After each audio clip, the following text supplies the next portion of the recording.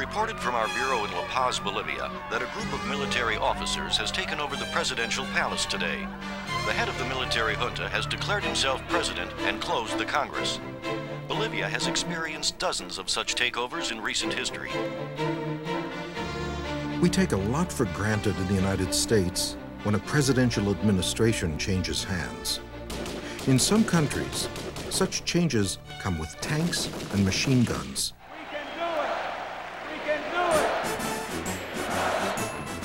In our country, they come with conventions, balloons, and brass bands. But behind all this hoopla is a very interesting and very complicated process that's deeply rooted in the history of our nation. And in looking at this history, we're going to find out some very surprising facts about how we elect our president.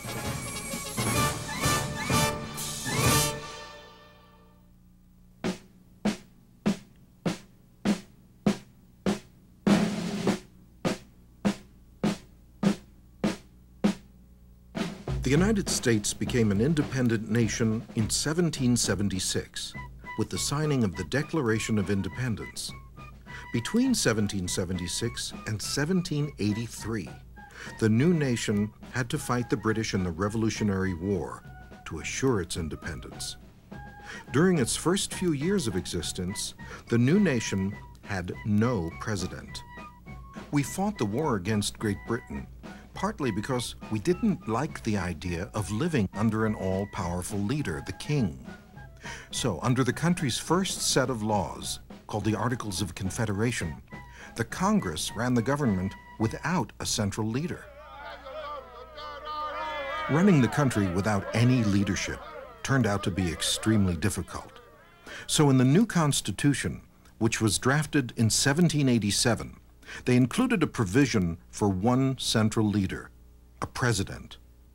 But because the concerns about an all-powerful king-like leader did not go away, the new Constitution provided for a system of checks and balances, with three branches of government that all put limits on one another. The legislative branch, the Congress, would make the laws. The judicial branch, the court system, would make sure the laws follow the Constitution. And the executive branch, headed by the president, would enforce the laws and set the policies and tone of the government.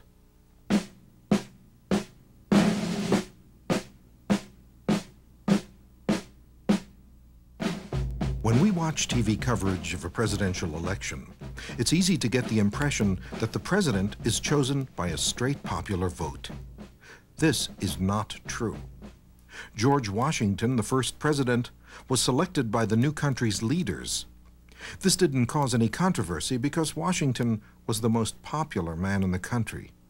Some historians believe that the founding fathers simply didn't trust the average citizen to make such an important choice.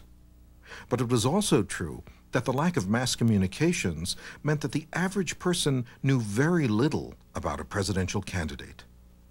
So our founding fathers created an indirect method of electing the president called the Electoral College, a committee of people that meets to actually elect the president. The electors were people from the local area. Average citizens were likely to know more about them than about people running for president.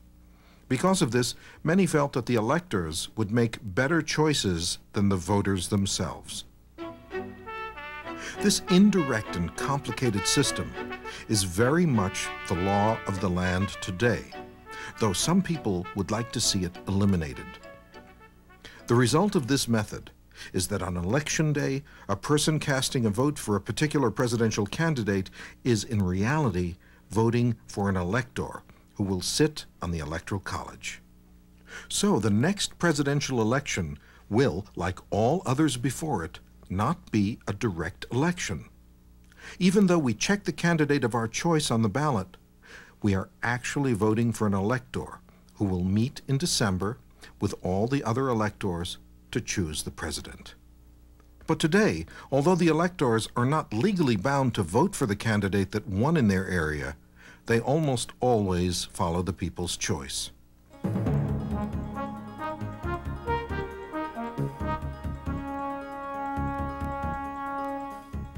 Each state gets a different number of electors.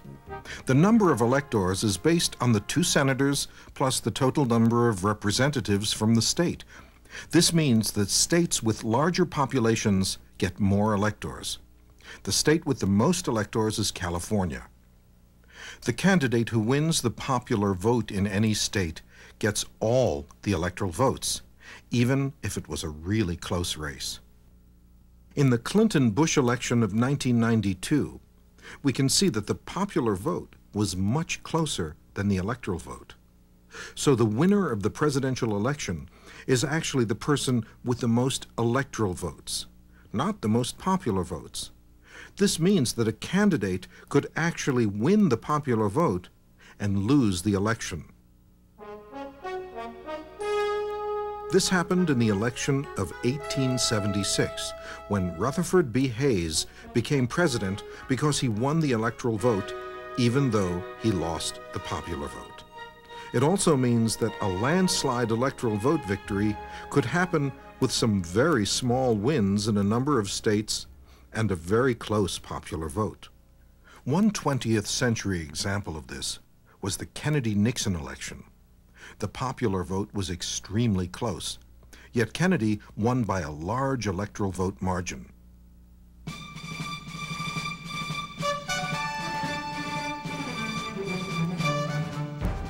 Political parties have been part of our system almost from the beginning and have a powerful effect on the electoral process. Although George Washington disliked parties and never joined one, parties became a basic part of presidential elections by the 1790s. The main role of political parties is to organize people around a set of political beliefs or ideas. Today we have 2 major parties, the Democrats and the Republicans. The Democrats trace their roots back to the 1790s, when Thomas Jefferson ran for president on the Democratic-Republican Party ticket, opposed by Alexander Hamilton, who ran as a candidate of the Federalist Party. Andrew Jackson, who was elected president in 1828 and 1832, is credited with building the modern Democratic Party. This early political cartoon shows Jackson riding a donkey. The donkey soon became a symbol for the Democratic Party. The Republican Party began in 1854 around the issue of ending slavery. In 1860, Abraham Lincoln became the first Republican candidate to be elected president.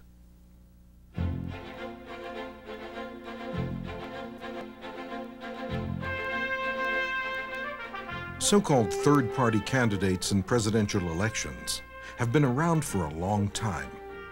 In 1912, Teddy Roosevelt ran for president as a candidate of the Bull Moose Party against the Democratic and Republican candidates. While no third-party candidate has ever won a presidential election, there have been more third-party candidates in recent years. One example was Ross Perot, who ran as an independent party candidate in the 1992 election. Even though he did not win, he had a major impact on the election. He took part in TV debates alongside the Republican and Democratic candidates, which made him seem more like a major candidate, and he had a strong impact on the final numbers. According to recent opinion polls, many people believe the 2 major parties do not speak for them anymore. This may mean that we will see more third-party candidates in the future.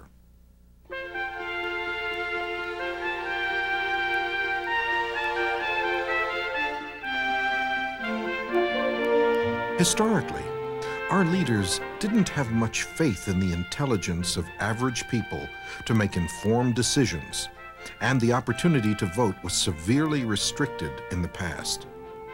Originally, only white men who owned property were allowed to vote, but over time, the vote was extended to all white males.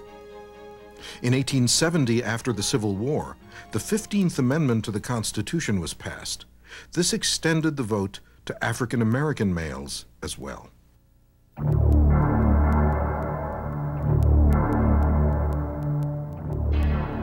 But a climate of terror against blacks, coupled with Jim Crow laws that strictly segregated whites and blacks in many southern states, effectively stopped black people from voting in the South until 30 years ago.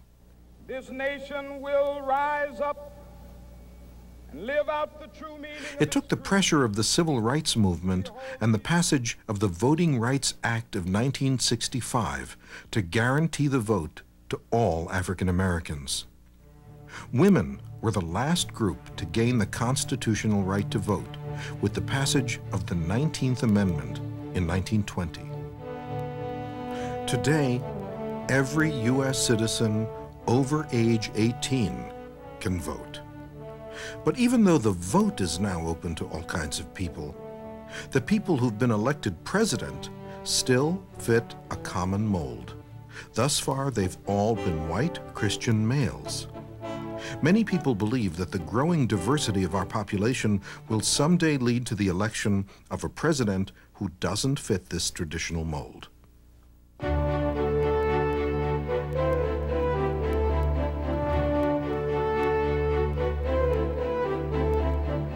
The process of electing a president takes place in two major steps.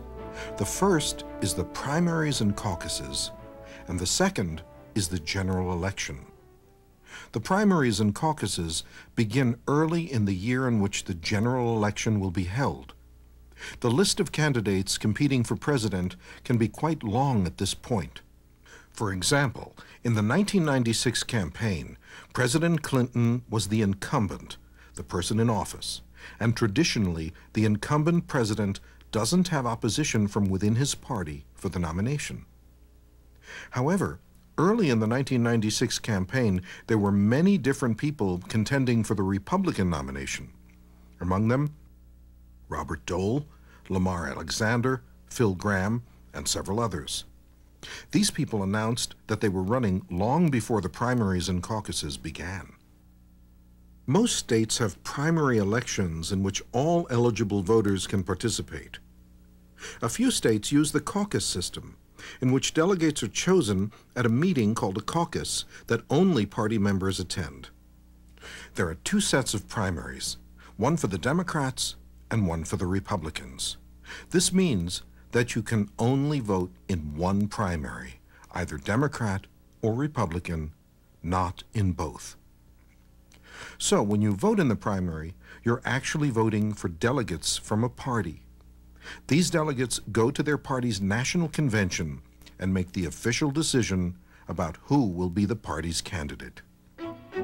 These first votes are shadows of earlier times when the party leaders felt that most people didn't know enough or care enough to make the right choice for president. Today, however, delegates tend to follow the popular votes.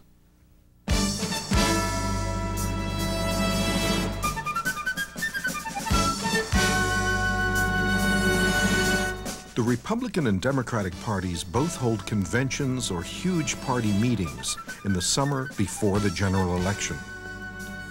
The name of the next President of the United States of America, Governor Bill Clinton of Arkansas. The people running for president are officially chosen or nominated at these conventions. The presidential nominee also announces his choice for a running mate. That is, the person who will be the vice presidential candidate. For the last several decades, these conventions have been televised, which gives the party leaders a chance to give speeches and promote their ideas for the country. We can seize this moment, make it exciting and energizing and heroic to be American again. We can renew our faith in each other and in ourselves. We can restore our sense of unity. The first presidential nominating convention took place in 1831. It was held by a small political party that no longer exists. Only 116 delegates from 13 states took part. Today, each convention will host as many as 2,000 delegates from all 50 states, plus Washington, D.C., Puerto Rico, and other U.S. territories. By the time the conventions begin, everyone usually knows who will win because the primaries and caucuses have already determined who most of the delegates will vote for. Sometimes all the delegates from a state are pledged to vote for the primary winner. This is similar to the electoral college system in the general election, where the winner in a state gets all the electoral votes. But more often, each candidate gets a share of the delegates that equals the popular vote in the state. Some of the delegates chosen at caucuses are uncommitted, which means that they have the freedom to vote for whichever candidate they want within their party. In order to win the party nomination, a candidate has to have the vote of a certain number of delegates. Delegates place names in nomination. A roll call vote is then taken. This vote is called the roll of the states.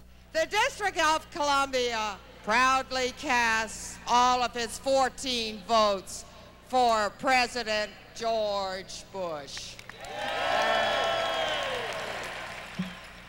In the past, it's taken many roll call ballots before a nominee was selected, because the winner had to have 2/3 of the delegate votes.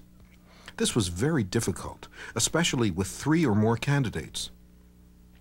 At the 1924 Democratic Convention, 103 separate roll call ballots had to be taken before the nomination.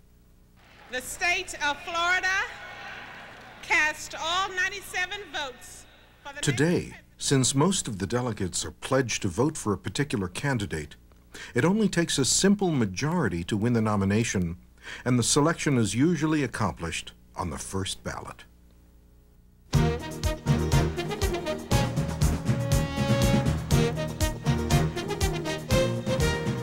Traditionally, campaigning starts well before the first primary and caucus, with many candidates announcing that they're running almost 2 years before the actual election.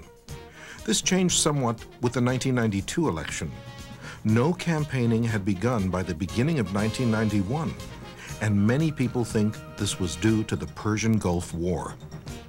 After the war in early 1991, President Bush's popularity soared, and he looked unbeatable. This discouraged many potential candidates from making a strong challenge.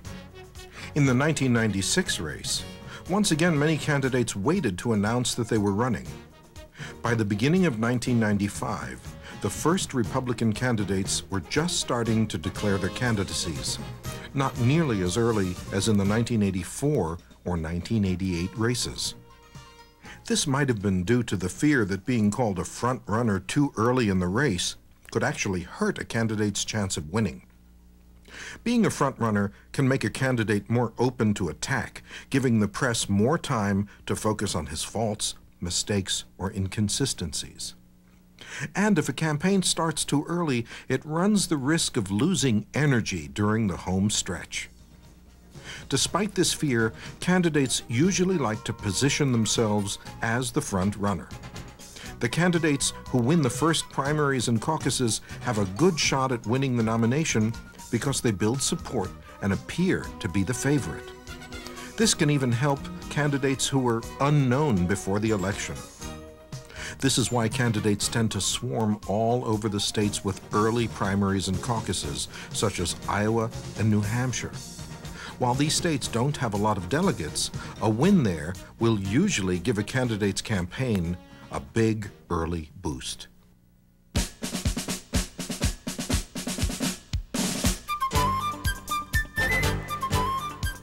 The general elections are held after the conventions on the first Tuesday after the first Monday in November. The contest is between Democratic and Republican nominees, plus any other third-party candidates. Remember that the candidate who gets the most popular votes will get all the electoral votes for a given state. Campaigns now need huge staffs and a lot of complicated planning. In the front of all this behind-the-scenes activity is the candidate, who must make hundreds of stops all over the country. Historically, the whistle-stop campaign was popular. Trains would take candidates across the country and provide valuable exposure in the time before radio and TV. Today's modern campaigns demand that candidates fly to different cities or states in the same day. Candidates tend to spend the most time in states with lots of electoral votes, such as New York and California, as well as other areas where they may need extra help to get votes.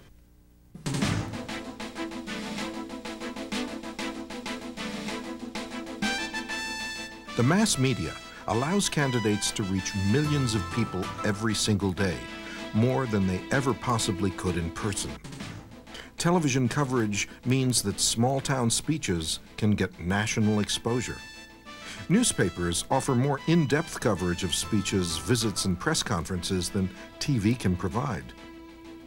But many say that TV changed the face of campaigning. The Nixon-Kennedy debates in 1960 were a major milestone. Look at these bills that the Vice President suggests were too extreme.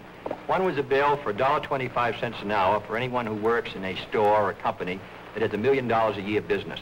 I don't think that's extreme at all. Secondly was the federal aid to education bill. It was not an Some extreme experts bill. say that Nixon won the actual debates, but lost the election, in part because he looked sallow, unshaven, and untrustworthy on TV, whereas Kennedy looked stronger and more confident. Some have criticized the media for focusing on the wrong things. They say that too much time is spent on gossip related to character or personal history, rather than on the candidate's political ideas. Many other people worry that money plays too big a role in the campaign process. TV time is very expensive, so money is a necessary ingredient in today's campaigns. Critics point out that this money often comes from special interest groups that want big favors in return for their financial support. And it's very difficult for anyone to become a major force in the election without the backing of one of the major parties. One big exception to this was Ross Perot, who in 1992 was able to use his personal fortune to get a lot of attention. 2 or 3 weeks ago, you were wonderful, I was wonderful, they were praising my leadership capabilities. Remember in the debate when they said, I agree with Ross? I agree with Ross. Early in the 1996 campaign, Senators Phil Gramm and Robert Dole raised large amounts of campaign money even before they announced they were running, while others decided not to run because they simply didn't have enough upfront financial backing. Some say that the powerful combination of money and the media has changed the way the president is elected, and that this limits the number of good candidates. Does this mean that the old belief that anyone can be president has been thrown out by the realities of money and power?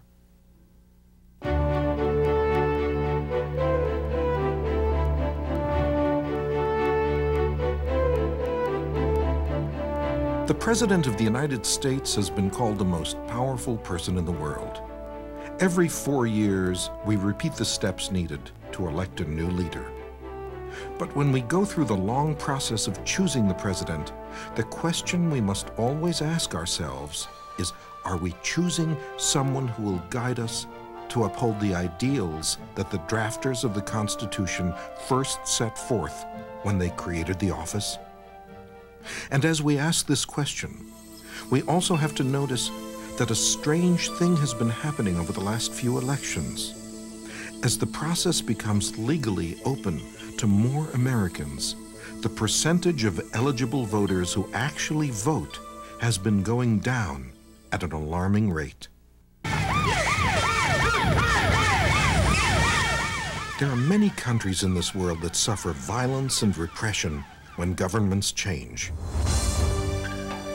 And the right to vote has been sought and defended by countless brave and dedicated Americans, from the suffragists' struggle for voting rights for women, to the civil rights workers' courageous attempts to register Southern blacks who had been denied the vote through terror, to those who fought in our nation's wars.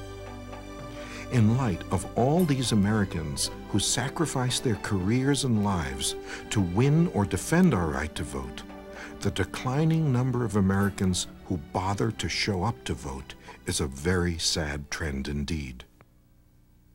The people who don't vote may really feel that they can't possibly make a difference. But we need to realize that this kind of indifference could be as big a threat to our democracy as a foreign invasion. So as you reach voting age, you may want to give this some thought, especially if you feel that you have an opinion on the way things should be going. Voting is one way to give real voice to those opinions. Not voting is surrender and a guarantee that you have no voice. And when you think about whether your vote makes a difference or not, you may also want to think about what Apollo astronaut Rusty Schweickart had to say. We are not passengers on spaceship Earth. We are the crew, and the difference is responsibility.